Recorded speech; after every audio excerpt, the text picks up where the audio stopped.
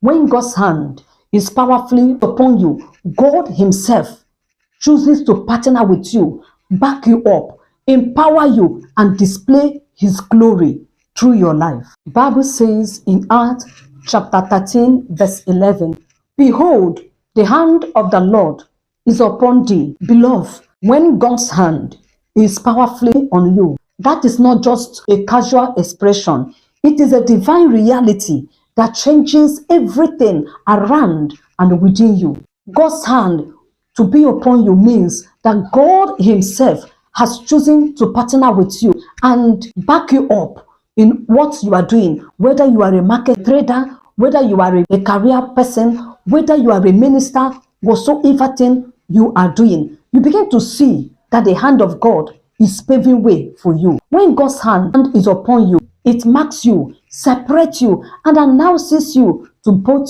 the spiritual and the natural realm. You may ask me, what does it really mean for God's hand to be upon you? Now, let me explain more further. Number one, when God's hand is upon you, you become unstoppable in whatsoever thing that God has called you to do in life. Whether you are a teacher, a business person, whether you are in office, whether you are a nurse, a doctor, a pastor, whatsoever thing you are doing, God makes it to be unstoppable by any force. That is why in the book of Ezekiel chapter 37 verse 1, and the hand of the Lord was upon me, and he brought me out by the Spirit.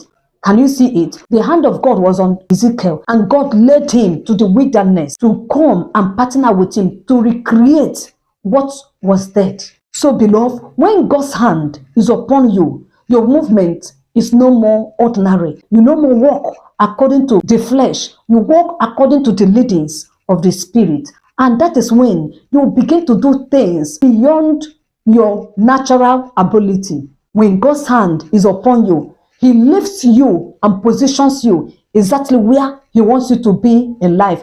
And his lifting always comes with speed and divine precision. Number two signs that God's hand is on you is when you carry supernatural power and boldness. In 1 Kings chapter 18 verse 46, the hand of the Lord came upon Elijah and he outran the chariots. Did you see what the Bible says? Elijah did not just run, he outran not even ordinary horses, the king's horses.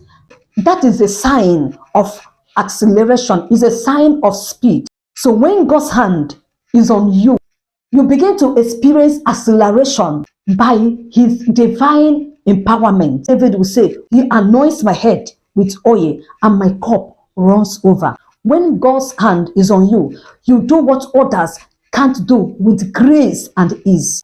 Number three, you confront giants that comes to stand your way. You overrule systems and overcome challenges that even terrifies others.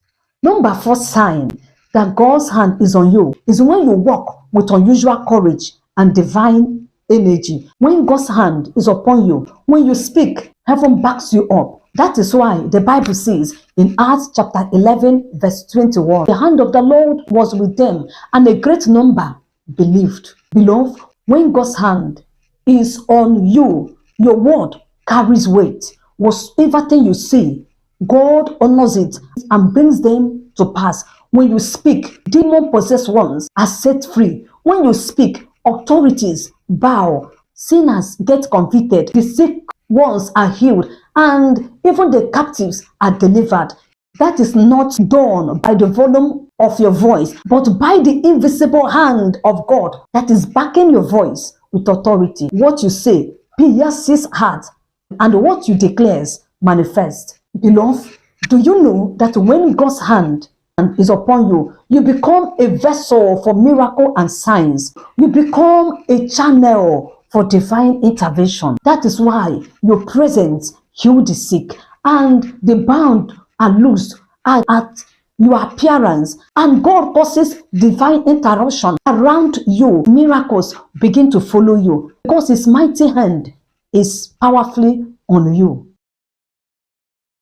When God's hand is upon you, you are protected in strange ways.